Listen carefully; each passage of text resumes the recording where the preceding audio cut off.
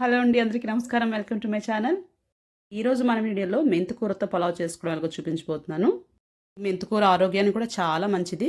Blood షుగర్ని కంట్రోల్లో ఉంచుతుంది. హెయిర్కి ఎంతో మంచిది. ఆహారం అరుగుదలకు కానీ, బోన్ స్ట్రెంగ్త్కి కానీ, మంచి ఆరోగ్యవంతమైన స్కిన్కి చాలా బాగా ఉపయోగపడుతుంది మెంతికూర. మెంతికూర అనగానే పిల్లలు తినకపోవచ్చు. ఇలా పులావ్ చేసి పెడితే మాత్రం లొట్టలేసుకొని తింటారు. ఒకసారి ట్రై చేయండి. మరి ఇది ఎలా చేసుకోవాలో చూసేద్దాం. ముందుగా అయితే నేను ఒక కట్ట మెంతికూరలో సగం మెంతాకు తీసుకున్నాను. కరెక్ట్గా 1/2 కేజీ బియ్యానికి నేను ఇంత మెంతికూర తీసుకుంటున్నాను అనమాట. దీన్ని అయితే మనం శుభ్రంగా ఇసుక లేకుండా కడిగేసుకొని ఒక పక్కన పెట్టేసుకుందాము. పులావ్ తాలింపులోకి కొద్దిగా దాల్చిన చెక్క, లవంగ మొగ్గలు, ఒక 5-6 యాలకులు, కొద్దిగా సోంపు, కొద్దిగా జాపత్రి, అలాగే కొద్దిగా అనాస పువ్వు, 2-3 బిర్యానీ ఆకు, ఇంత చాలండి. ఇది సైడ్కి పెట్టేసుకుందాం. ఇప్పుడు గ్రైండ్ చేసుకోవడానికి కొద్దిగా అల్లం, వెల్లుల్లి, పచ్చిమిర్చి, కొత్తిమీర, అలాగే తురిమిన కొబ్బరి తురుము ఒక 3 టేబుల్ స్పూన్లు ఉండేలా చూసుకోండి. ఇప్పుడు ఇంత కలిపి మనం మిక్సీలోకి వేసుకొని కొద్దిగా మంచిగా పేస్ట్ చేసేసుకుందాం దీన్ని. మీకు కారం ఎక్కువ కావాలంటే పచ్చిమిరపకాయలు కొద్దిగా ఎక్కువ వేసుకోండి. లేదు పిల్లలు కొంచెం కారం అంటే తినరంటే కొంచెం తగ్గించి వేసుకోండి. అలాగే ఒక్క ఉల్లిపాయ ఇలా ముక్కలు కోసేసుకొని దీన్ని కూడా మనం పేస్ట్ చేసేసుకుందాము. అన్నీ కలిపి ఇందులో వేసేసుకొని మెత్తగా పేస్ట్ చేసి దీన్ని పక్కన పెట్టేసుకుందాం. పుదీనా ఉంటే కూడా కొద్దిగా వేసుకోవచ్చు, మరి ఎక్కువ అవసరం లేదు. కొంచెం ఫ్లేవర్ కోసం వేసుకున్నా కూడా పర్వాలేదు. లేకపోయినా ఆప్షనల్, అది లేకపోతే కూడా ఏం పర్వాలేదు. ఈ మెంతికూర పులావ్ మేము బెంగళూరు వచ్చిన తర్వాత ఇక్కడ కర్ణాటకలో ఫస్ట్ టైం తిన్నప్పుడు చాలా నచ్చింది. పులావ్లో మెంతికూర అంటే మెంతికూర వేస్తే చేదుగా అయిపోద్ది కదా అని అనుకున్నాను, కానీ అసలు తింటుంటే అసలు ఆ మెంతికూర తాలూకా ఆ ఫ్లేవర్ చాలా బాగుందనమాట. చేదు అనేది తెలియలేదు, అలాగే రుచి కూడా చాలా బాగుంది. అయితే ఒకసారి ట్రై చేద్దాం కదా అని చెప్పేసి నేను కూడా ఇంట్లో చేసి చూశాను. ఎంత బాగా వచ్చిందంటే చాలా బాగుంది. అందుకే ఆ రెసిపీ మీకు చూపిద్దామని చెప్పేసి ఇప్పుడు నేను ఈ వీడియో చేస్తున్నాను అనమాట. ఇప్పుడు మనకు ఇప్పుడైతే ఫైన్గా పేస్ట్ రెడీ అయిపోయింది. ఇప్పుడు మనం ఒక పెద్ద ప్యాన్ తీసుకొని స్టవ్ మీద పెట్టేసుకుందాం. అలాగే మీరు కుక్కర్లో కూడా చేసుకోవచ్చు. కుక్కర్లో చేసుకుంటే కొంచెం నీళ్ళు తక్కువ వేసుకోవాలి. ఇప్పుడు ఇందులో మనం ఆయిల్ పోసుకుందాం. కొద్దిగా ఒక 2 టేబుల్ స్పూన్లు ఆయిల్ వరకు వేసుకొని తర్వాత 2 పెద్ద టేబుల్ స్పూన్ల నెయ్యి కూడా వేసుకుందాము. ఎందుకంటే నెయ్యి వేస్తే మనకి పులావ్ మంచి టేస్ట్, కమ్మని వాసన వస్తుంది. మంచి శుద్ధమైన నెయ్యి ఉంటుంది కదా మనకి, ప్యూర్ గీ, అది వేసుకుంటే చాలా బాగుంటుంది. లేదా మీ దగ్గర బట్టర్ ఉంటే బట్టర్ కూడా వేసుకోండి, వెన్న, అది కూడా చాలా బాగుంటుంది. ఇప్పుడు ఇది బాగా మనకు కరిగిపోయిన తర్వాత మనం ఇందాక పక్కన పెట్టుకున్నాం కదా ఈ యాలకులు, లవంగా, అనాస అన్నీని, ఇవన్నీ ఇందులో వేసేసుకుందాము. ఇది కొంచెం అటు ఇటులాగా కొద్దిగా ఫ్రై అయిన తర్వాత ఇందులోకి మనం బిర్యానీ ఆకు కూడా వేసేసుకొని దాన్ని కూడా కొంచెం అటు ఇటు ఫ్రై చేసేసుకొని ఉల్లిపాయ, ఒక పెద్ద ఉల్లిపాయ నిలువుగా కట్ చేసుకొని పెట్టుకొని అది కూడా ఇందులో వేసేసుకుంటున్నాను. ఇది మరి చిన్న ముక్కలుగా కట్ చేయక్కర్లేదు, ఇలా పొడుగ్గా నిలువుగా ముక్కలు కోసుకొని వేసుకొని ఇది కూడా బాగా మనకి వేగిన తర్వాత ఇందులో మనం మెంతికూర చూపించాను కదా ఇందాక, దాన్ని కొంచెం కట్ చేసుకొని పెట్టుకున్నాను. మరి ఆకులు పాలంగా వేసేస్తే మనకి ఆకులుగా తగులుతుంది కదా, అందుకని చెప్పేసి మరి కొంచెం చిన్నగా కట్ చేసేసుకొని ఇప్పుడు అది కూడా ఇందులో వేసేస్తుంది అనమాట. కానీ ఈ మెంతికూర ఏంటంటే మనకి బాగా వేగాలండి. ఈ నూనెలోని బాగా వేగిపోవాలి. పచ్చివాసన రాకుండా చక్కగా చిన్న మంట పెట్టుకొని ఒక మీడియం ఫ్లేమ్లో పెట్టుకొని దీన్ని కూడా మనం ఇలాగ ఆకంతా మగ్గిపోయి బాగా ఫ్రై అయ్యే వరకు దీన్ని వేయించేసుకుందాము. ఇప్పుడు ఇందులో ఒక పెద్ద టమాటా ఇలా కట్ చేసుకొని స్క్వేర్గా కట్ చేసి వేసుకున్నాను.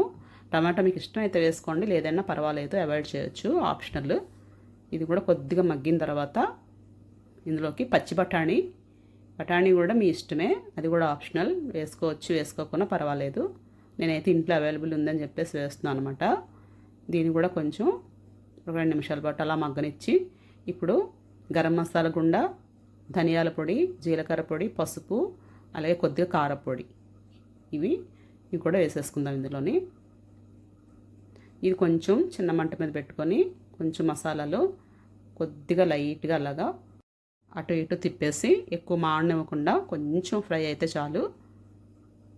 చూసారు కదా మనకి లో ఫ్లేమ్ మీద పెట్టడం వల్ల చిన్న ఆయిల్ చిమ్మీలాగా బయటకు ఆయిల్ వస్తుంది కదా, ఇలాంటప్పుడు మనం ఏం చేయాలంటే ముద్ద రెడీ పెట్టుకున్నాం కదా ఈ పేస్ట్, దాన్ని కూడా ఇందులో వేసి బాగా కలిపేసి దీన్ని పచ్చివాసన పోయే వరకు కొద్దిగా అటు ఇటు ఫ్రై చేయాలి.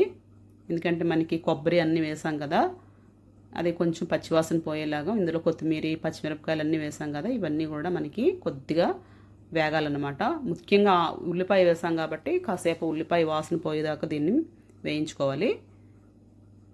ఏదైనా సరే తక్కువ ఫ్లేమ్లోనే వేయించుకోండి. ఎందుకంటే కొబ్బరి వేసాం కాబట్టి మనకి ఎక్కువ వేపిస్తే మనకి కొబ్బరి తాలూకా ఆయిల్ బయటకు వచ్చేస్తుంది. అంత ఎక్కువ వేయించకుండా మీడియం ఫ్లేమ్లో పెట్టుకొని కొద్దిగా దోరగా అలాగ వేగిన తర్వాత మనం బియ్యం కడిగి పెట్టుకున్నాం కదా, నేనైతే 1/2 కేజీ బియ్యం తీసుకున్నాను. ఈ బియ్యాన్ని బాగా కడిగి మనం పలావ్ మొదలు పెడుతున్నాం అనేటప్పటికి ఒక అరగంట ముందర బియ్యాన్ని కడిగేసి నానబెట్టి ఇలా ఉంచుకోవాలి. అవి నీళ్ళన్నీ బాగా వంచేసుకొని వాటిని ఇందులో వేసేసుకొని దాన్ని కూడా బాగా మసాలా అంతా పట్టిలాగా కొంచెం స్లోగా కలుపుకుంటూ కాసేపు అలా లో ఫ్లేమ్ మీద దాన్ని కొంచెంసేపు వేగనివ్వాలి.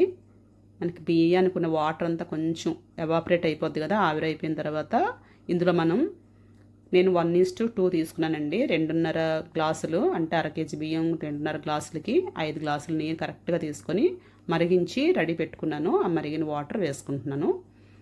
మరిగిన వాటర్ వేయడం వల్ల మనకు బియ్యం ఎక్కడ విరిగిపోకుండా ఉంటాయన్నమాట. అన్నం మనకు ముద్ద అయిపోకుండా ఉంటుంది బిర్యానీ కూడా. అందువల్ల మరిగించిన నీళ్ళు వేసుకుంటే మనకి పులావు చక్కగా మెతుకు విడివిడిగా బాగా వస్తుంది అనమాట. ఇప్పుడు ఒకసారి బాగా తిప్పేసి ఇందులో మనం రుచికి తగినంత సాల్ట్ కూడా వేసేసుకుందాం. ఉప్పు వేసేసుకొని ఉప్పు కూడా ఒకసారి ఇప్పుడే రుచికి సరిపోయిందా లేదా అని చూసుకొని చెక్ చేసేసుకొని దీన్ని లో ఫ్లేమ్ మీద కాసేపు ఉడకనివ్వాలి. మధ్య మధ్యలో మనం మూత తీసి చూసుకుంటూ ఉండాలి, తిప్పుకుంటూ ఉండాలి, లేదంటే అడుగు పట్టేస్తుంది కాబట్టి ఇప్పుడైతే కాసేపు మనం లో ఫ్లేమ్లో పెట్టి దీన్ని ఉడకనిద్దాం. ఒక 2 నిమిషాలకు ఒకసారి మనం మూత తీసుకుంటూ కలుపుకుంటూ ఉండాలి, అడుగు పట్టకుండా చూసుకోవాలి. ఇంకా కొంచెం మనకు వాటర్ ఉంది, కొద్దిగా పలుకు కూడా ఉంది. ఇంకా కాసేపు ఒక 3 నిమిషాల పాటు ఉంచితే మొత్తం బాగా చక్కగా ఉడికిపోతుంది. చూసారు కదా, పులావు ఇప్పుడు కరెక్ట్గా ఉడికిపోయింది. మొత్తం వాటర్ అంతా ఎవాపరేట్ అయిపోయింది. మనకి మెంతి పులావు మనకు పర్ఫెక్ట్గా ప్రిపేర్ అయిపోయింది. బాగా ఉడికింది, మంచి గుమగుమని వాసన వస్తుంది.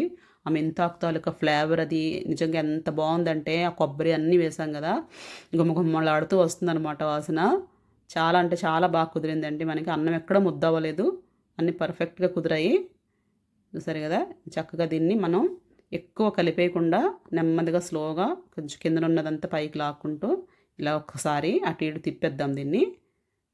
ఎందుకంటే మనకి కిందదంతా బాగా ఉడుకుతుంది కదా, మీదన కొంచెం ఏమన్నా వాటర్లా ఉంటే అది కూడా ఎవాపరేట్ అయిపోతుంది.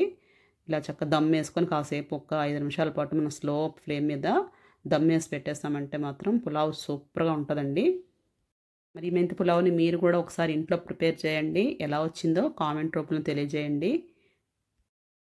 పిల్లలకి ఇలా చేసి పెడితే చాలా ఇష్టంగా తింటారండి. మెంతాకు చాలా మంచిది.